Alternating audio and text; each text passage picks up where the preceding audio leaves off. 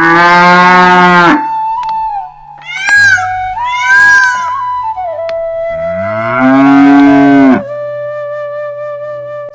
गांव की सुबह हमेशा ओस की बूंदों और पक्षियों की चहचहाहट से होती थी। यहाँ की जिंदगी एक पुरानी साइकिल की तरह थी, धीमी, शांत और भरोसेमंद। लेकिन आज इस शांति का टायर पंक्चर हो गया। गांव की नुक्कड़ पर एक चमचमाती सतरंगी रेडी आकर खड़ी हुई, जिस पर बड़े बड़े अक्षरों में लिखा था, गजब का स्वाद, पेट का जुगाड़, मात्र 99 रुपए में अनलिमिटेड छोले कुलचे। ये रेडी बिट्टू की थी, जो शहर की धूल फांकने के बाद वापस अपनी मिट्टी में लौटा था। बिट्टू ने पीपा बजाते हुए आवाज लगाई, ओए सुखपुर वालों, शहर की किटकिट छोड़ो और बिट्टू के कुलचों का गरम गरम वीटो पावर चखो। सिर्फ 99 रुपए में जितना दम हो उतना खाओ, वरना पैसा वापस। गांव के मुखिया जी ने अपने चश्मे के ऊपर से झांकते हुए पूछा, अरे बिट्टू, ये कैसा स्कीम निकाला है रे? 99 में अनलिमिटेड? कहीं गांव वालों को कंगाल करके खुद हिमालय जाने का इरादा तो नहीं है? ये तो घाटे का सौदा है। मुखिया जी, ये घाटा नहीं, मिट्टी का मोह है। बस एक छोटी सी शर्त है, अन्य देवता का अपमान नहीं होगा। अगर किसी ने प्लेट में एक निवाला भी झूठा छोड़ा तो उसे अगले 2 दिन तक मेरी इस रेडी के सारे बर्तन चमकाने होंगे और रेडी की धूल झाड़नी होगी। मंजूर? मुखिया जी मुस्कुराए।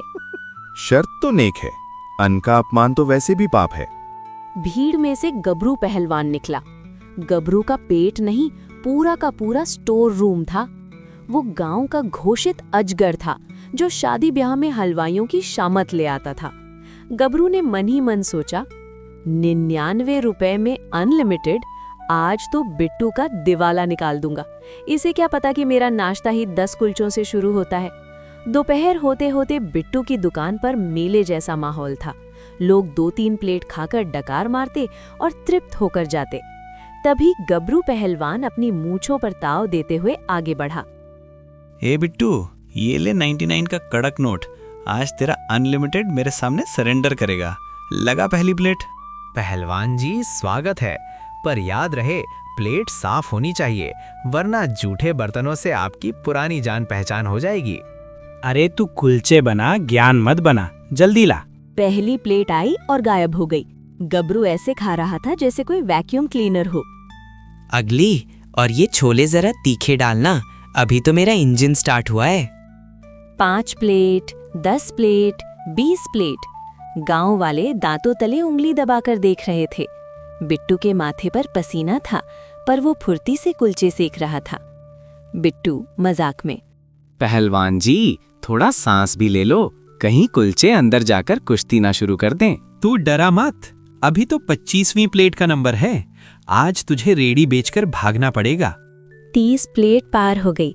अब गबरू का चेहरा लाल पड़ने लगा था। उसका पेट ढोल की तरह तन चुका था।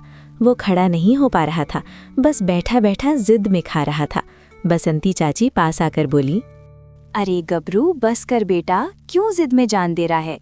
99 रुपए वसूलने के चक्कर में 500 की दवाई खानी पड़ेगी। नहीं चाची, पैसा दिया है, पूरा वसूलूंगा। बिट्टू, 31वीं प्लेट लगा। बिट्टू ने शांत भाव से 31वीं प्लेट उसके सामने रखी। गबरू ने एक कुलचा तोड़ा। उसका हाथ कांप रहा था। जैसे ही उसने निवाला मुंह के पास ले जाने की कोशिश की, उसे लगा कि अगर उसने एक घूंट पानी भी पिया तो ब्लास्ट हो जाएगा।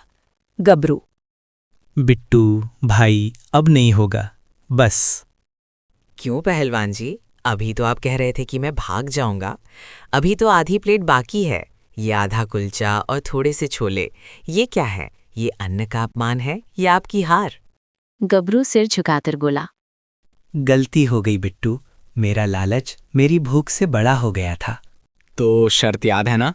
कल सुबह 6 बजे आ जाना, जूठे बर्तन आपका इंतजार करेंगे। गबरू की आंखों में पानी आ गया। मैं तैयार हूँ भाई, मुझे अपनी लालच पर शर्मिंदगी है। पूरा गांव सन्न था। तभी बिट्टू जोर से हंसा और गबरू के कंधे पर हाथ रखा। बिट्टू, अरे पहलवान जी, मैं कोई जालिम नहीं हूँ। मेरा मकसद आपको सजा देना नहीं, बल्कि ये समझाना था कि अनलिमिटेड का मतलब बर्बादी नहीं होता। इंसान की भूख की एक सीमा होती है, लेकिन लालच की कोई सरहद नहीं। ये 99 रुपए का ऑफर इसलिए था ताकि कोई गरीब भूखा न रहे। इसलिए नहीं कि कोई खाने की बेकदरी करे। बिट्टू ने भीड़ की तरफ देखकर कहा, दोस्तों, पेट भर खाओ, पर उतना ही लो जितना पचा सको। जो थाली में बचता है वो किसी और का निवाला हो सकता था। अगले दिन सुखपुर की उस रेड़ी पर नज़ारा बदला हुआ था। भीड़ पहले से ज्यादा थी, लेकिन एक भी प्लेट में जूठन नहीं थी। गबरू पहलवान भी आया। उसने सिर्फ 2 प्लेट खाई, शांति से पैसे दिए और जाते जाते बोला, बिट्टू भाई, आज सच में पेट भी भरा और मन भी।